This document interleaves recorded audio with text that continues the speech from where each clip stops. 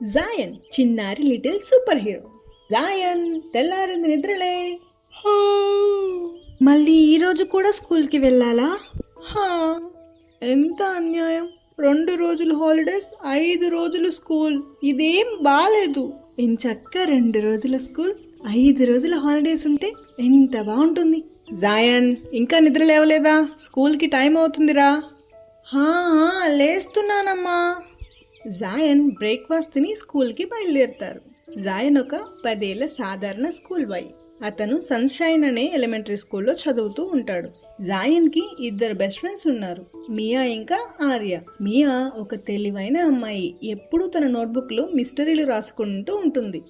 ఇంకా రాయన్ చాలా సరదాగా ఉండే అల్లరి అబ్బాయి. వారు ముగ్గురు కూడా ఒకటే క్లాస్ వాళ్ళు. ఆ రోజు స్కూల్లో వాళ్ళ టీచర్ చెప్పిన పాఠం అయిపోయిన తర్వాత జాయన్, మియా ఇంకా ఆర్యలు స్కూల్ లైబ్రరీకి వెళ్ళాలని అనుకుంటారు. స్కూల్ లైబ్రరీలో ఒక మాయా పుస్తకం తలతలా మెరుస్తూ కనిపిస్తుంది. ఆ పుస్తకం అలా మెరుస్తూ ఉండడంతో జాయన్ ఇంకా తన మిత్రులు ఆ పుస్తకాన్ని ఓపెన్ చేస్తారు. ఆ పుస్తకాన్ని ఓపెన్ చేసిన వెంటనే అందులో నుంచి ఒక డార్క్ షాడో మ్యాన్ బయటకు వస్తాడు. అది అంత ప్రమాదకరమైంది కాకపోయినా అది పిల్లల భయం, నవ్వులు, ఏడుపులు అన్నీ మిక్స్ చేసి ఎమోషన్స్ తెలియకుండా వారిని గందరగోళంలో పడేస్తుంది. ఆ డార్క్ షాడో మ్యాన్ని ఎదుర్కోవడానికి ఒక సూపర్ హీరో వెంటనే అక్కడికి వస్తాడు. అది ఎవరో కాదు, మన జాయన్. ఆ డార్క్ షాడో మ్యాన్ని చూసిన జాయన్ వెంటనే ఎవ్వరూ లేని ప్రదేశంకి వెళ్ళి తన దగ్గర ఉన్న మాయా లాకెట్ని ఉపయోగించి ఒక చిన్ని సూపర్ హీరోలాగా మారిపోతాడు. హే డార్క్ షాడో మ్యాన్, నువ్వు వెంటనే ఇక్కడి నుంచి వెళ్ళిపో, లేదంటే లేదంటే ఏం చేస్తావు? నువ్వు ఏం చేస్తావు? ఏం చేస్తానా? ఇప్పుడు చూడు, నీకే తెలుస్తుంది.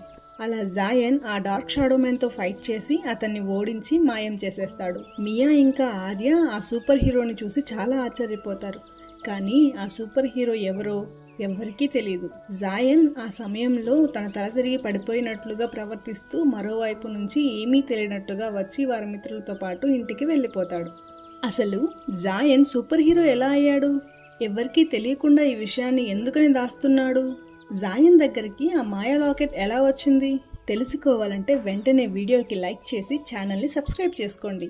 నెక్స్ట్ వీడియో పార్ట్ 2లో జాయన్కి ఈ మాయా లాకెట్ ఎలా దొరికిందో చూసేద్దాం.